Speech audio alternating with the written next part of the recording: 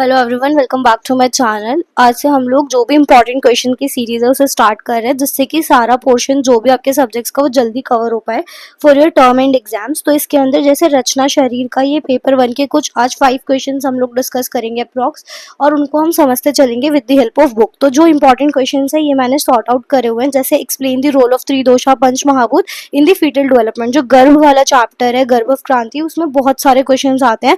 तो इससे हम एमसीक्यू, अगर आपने प्रीवियस वीडियोस में देखे हो तो उसमें भी हम लोगों ने एक क्वेश्चन सॉल्व करा था जिसके अंदर वायु का रोल था इन द डिफरेंशियल। जो हम लोग डिफरेंशिएशन करते हैं फीटस का, उसके अंदर वायु का एक इंपॉर्टेंट रोल मार्क करवाया था। फिर यहाँ पे ऐसी पंच महाभूत का क्या रोल है वो हम डिस्कस करेंगे। फिर टाइप्स एंड इंपॉर्टेंस ऑफ पेशी, ये बहुत बहुत इंपॉर्टेंट है और ये रिपीटेड क्वेश्चन है, इन गुजरात और महाराष्ट्र यूनिवर्सिटी में भी लगातार आया हुआ है। फिर टाइप्स एंड डिस्क्रिप्शन ऑफ आश्यम, ये शॉर्ट आंसर में रहते हैं यहाँ से क्वेश्चन। फिर अंगुली प्रमाण के बारे में आपसे पूछा जाता है, जिसके अंदर आपको पता होना चाहिए किसका कितना अंगुली प्रमाण है, उसको हम ट्रिक से भी याद कर सकते हैं। फिर हमें शरीर शास्त्र जो विभाग दे रखा है, जो हमारा षडंग विभाग है, उसे पढ़ना है।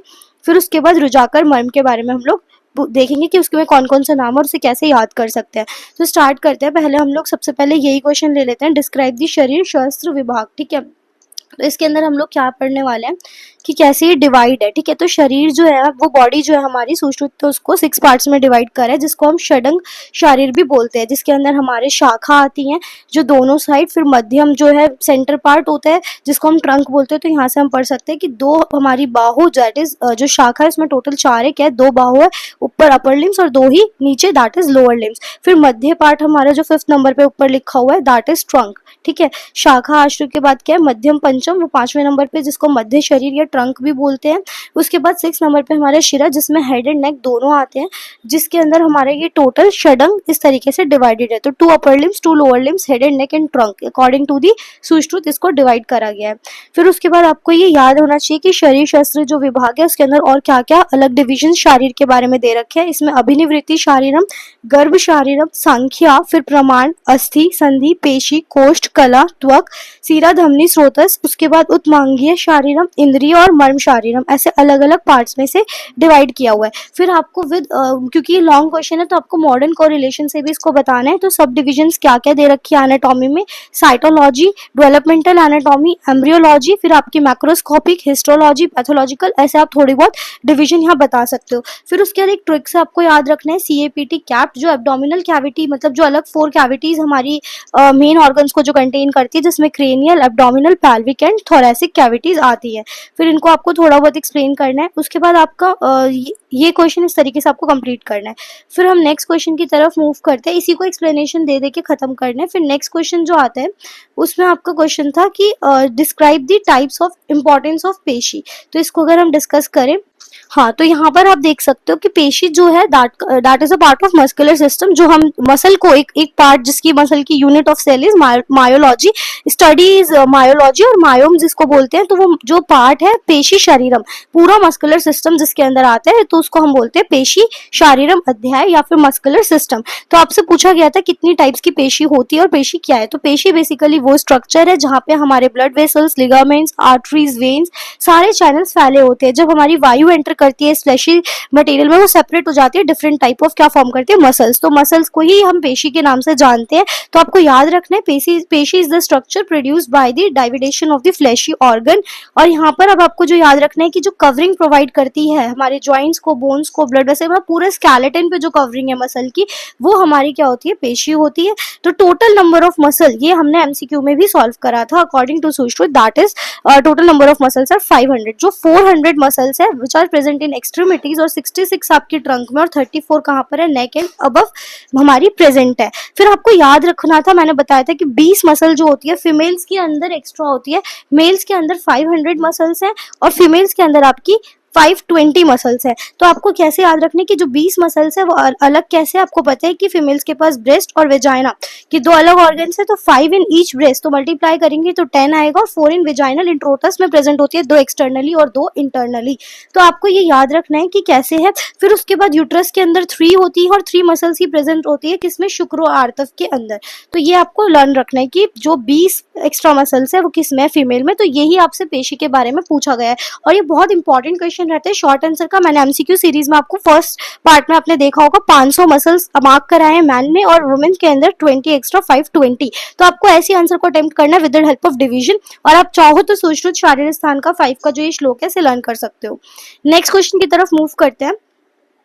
फिर आपको याद रखना है टाइप्स एंड डिस्क्रिप्शन ऑफ आशय, ठीक है, अलग अलग आशय के बारे में जो बताया गया है उसके बारे में अगर हम देखें तो आपको वो लर्न करना है। तो सबसे पहले अगर हम आशय पे जाते हैं तो यहाँ पे आप देख सकते हो, तो आशय शब्द की पहले व्याख्या की बात करें, अगर आशय होता क्या है तो आशय शब्द का अर्थ यहाँ पे अधिष्ठान से लिया गया है, the place where something resides, ठीक है, अधिष्ठान उसकी कोई जगह जिसके अंदर कोई द्रव्य विशेष या वस्तु आश्रय लेकर रहते हैं उसे हम आशय कहते हैं, ठीक है। फिर जो अवकाश जहाँ पे कोई स्पेस है, वेकेंट स्पेस है, अवयव है, उसी को हम आशय कह रहे हैं। शरीर के वे स्थान जो दोष धातु मल मूत्र आदि का आधार होता है उसको आशय कहते हैं। शॉर्ट आंसर में कोष्ठक आशय की व्याख्या पूछी जाती है तो आपको यहाँ से लर्न करना है। अब आपको याद रखना है आशय की संख्या। तो सबसे पहले आते हैं सुश्रुत, जिन्होंने संख्या आशय की कितनी बताई है, 7 बताई है, और अगर स्त्रियों की बात करें तो उसमें एक ऐड करके आपको 8 टोटल संख्या बताई गई है। तो यहाँ से आप लर्न कर सकते हो सुश्रुत में स्त्रियों में 8 और मेल्स में 7। फिर वाग्भट ने भी कितनी बताई है, 7, और स्त्रियों में कितनी बताई है, 8। तो सेम है, इसको कॉपी करना है बस। फिर शारंगधर की अगर हम बात करें तो 7 और स्त्रियों में कितनी बताई है, 10। और अगर हम काश्यप जी की बात करें तो 7 और स्त्रियों में कितनी बताइए, 8। तो बेसिकली आपको लर्न कौन सा करना है, सिर्फ एक एक्स्ट्रा याद करना है, शारंगधर ने 10 बताया है। फिर आशय के नाम आपसे शॉर्ट आंसर में जैसे अभी भी पूछा गया पूछे जाते ही है, तो वाताशय, पित्ताशय, श्लेष्माशय, रक्ताशय, आमाशय है, पक्वाशय, मूत्राशय, स्त्रीनाम गर्भाशय, अष्टम इति। तो यही बताया गया कि जो स्त्रियों में एक एक्स्ट्रा है दैट इज गर्भाशय, और वो अष्टम 8th नंबर पे हमें लर्न रखना है दैट इज यूट्रस। तो आपका vatashaya lungs, pittashaya that is pancreas and gall bladder. फिर आपसे पूछा जाता है श्लेष्माशय क्या है, तो वो है प्लूरा और पेरिकार्डियम। रक्ताशय लीवर एंड स्प्लीन को बोला गया। आमाशय स्टमक, पक्वाशय इंटेस्टाइन, मूत्राशय यूरिनरी ब्लैडर, गर्भाशय दैट इज यूट्रस। शारंगधर ने यहाँ पे जो एक्स्ट्रा माना है दैट इज स्तन्याशय, मेमोरी ग्लैंड जो 2 होती है तो उसको एक्स्ट्रा लिया है यहाँ पे, तभी वो 10 हुई है। तो आपको ये याद रखना है, शॉर्ट आंसर के लिए सफिशिएंट आंसर रहेगा। नेक्स्ट क्वेश्चन की अगर हम बात करें तो हमने ये डिस्कस कर लिया है, आशय डिस्कस कर लिया है। फिर आता है हमारा नेक्स्ट क्वेश्चन, रुझा पूछ सकते हो। यहाँ पर अगर हम रुझाकर मर्म की बात करें तो आपको रुझा दैट इज पेन, आपको इससे याद रखना है कि ऐसा मर्म जब इस पे चोट लगती है तो बहुत ज्यादा पेन होता है, ठीक है। सद्यो प्राणहर में क्या होता है, तुरंत डेथ हो जाती है। तो यहाँ पे कौन कौन से आते हैं, गुल्फ, ठीक है, फिर द्यो मणि बंधो मतलब 2 माणिक्य बंध आएंगे, गुल्फ आएंगे, सब ये 2-2 है। उसके बाद कुर्च शरीर है जो कि क्या है, द्यो द्यो मतलब 4, ठीक है। कुर्च शिरह जो 4 है। ये 8 मर्म क्या होते हैं, रुझाकर मर्म होते हैं, मतलब ये पेन देने वाले मर्म होते हैं। तो आपको ऐसे याद रखना है। गुल्फ को आप याद रखो गोल्फ से। मनी नाम का एक लड़का है, ठीक है, उसने क्या करा, गोल्फ खेलने गया और उसकी गोल्फ से सिर में लगी है। This is the trick to learn this, okay. तो गोल्फ से gulpha that is 2, manibandh that is 2, उसके बाद सिर में लगी, ठीक है, कुछ सिर में लगी, तो यहाँ पे सिर में लगी के 4 आ गया। तो ये आपके टोटल कितने हो गए, 8 मर्म हो गए। ये इजी सी ट्रिक है जिससे आपको ये याद रहेगा। उसके बाद आपको इसका कॉन्स्टिट्यूशन कौन से महाभूत से बना है ये याद रखने के लिए आपको याद रखना है रुझाकर पेन हुआ है और गोल्फ खेल रहे तो हवा चल रही है, ठीक है। तो हवा से आपको याद रखना है वायु गुण से प्रधान होगा और साथ में क्या है, अग्नि, ठीक है। अग्नि एंड वायु गुण प्रधान कौन होते हैं, रुझाकर मर्म।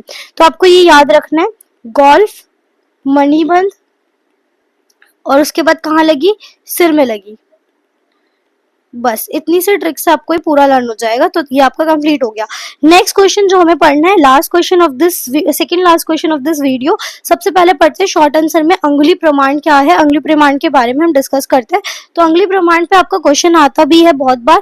तो आपको पता है कि जैसे प्रमाण शरीर अध्याय है उसके अंदर हमें बताया गया है कि अलग अलग अंगुली प्रमाण, अंजलि प्रमाण, इस तरीके से। तो जो ह्यूमन बॉडी की एवरेज हाइट है वो 120 अंगुल बताई गई है, जो कि life human sum and substance measurement बताया गया। प्राइमरी और जो भी हमारे एक्स्ट्रा सब्सिडरी पार्ट्स है, जो प्राइमरी पार्ट्स होते हैं उसमें हमारा ट्रंक आता है, सुपीरियर एंड इंफीरियर एक्सट्रीमिटीज आती है, सब डिविजन्स आते हैं, उसके अंदर सब्सिडरी पार्ट्स उसको बोला गया है।